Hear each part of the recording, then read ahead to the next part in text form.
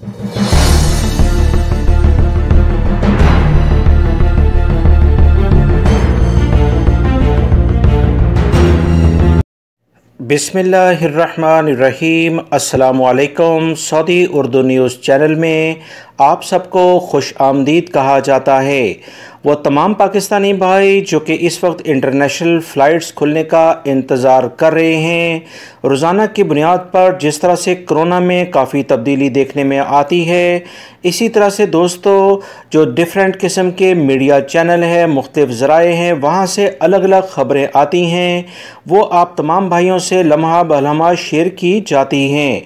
बहुत बड़ी तादाद पाकिस्तानियों की मुत्तहिदा अरब अमारात और दीगर खलीजी ममालिक में, सऊदी अरब वगैरह में रोज़गार के सिलसिले में मौजूद है। मुत्तहिदा अरब अमारात की दूसरी बड़ी एयरलाइन की जानिब से पाकिस्तानियों के लिए एक बहुत बड़ा ऐलान कर दिया गया है, जिसमें बताया गया है कि एयरलाइन ने पाकिस्तान समेत जनूबी एशिया से परवाज़ों पर पाबंदी को 7 अगस्त से आगे बढ़ाने के बारे में इम्कान ज़ाहिर कर दिया है।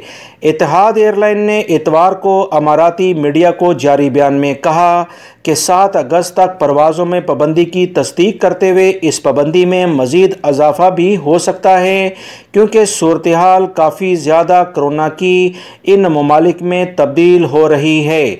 पाकिस्तान का मीडिया दोस्तों खुद चीख चीख कर कह रहा है कि कोरोना के हालात अच्छे नहीं। पाकिस्तान के बहुत सारे शहरों में लॉकडाउन की जानिब इक़दामात किए जा रहे हैं। पाकिस्तान का मीडिया इस बारे में क्या रद्द अमल दे रहा है वो आप तमाम लोग अच्छे तरीके से जानते हैं।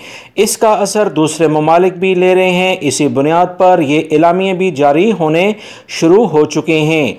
एयरलाइन ने मज़ीद अपने बयान में कहा कि मुत्तहिदा अरब अमारात की नई हदायत के मुताबिक इंडिया, पाकिस्तान, बांग्लादेश और श्रीलंका से मुसाफिरों के आने और इत्तेहाद के नेटवर्क को 7 अगस्त तक मनसूख कर दिया गया है।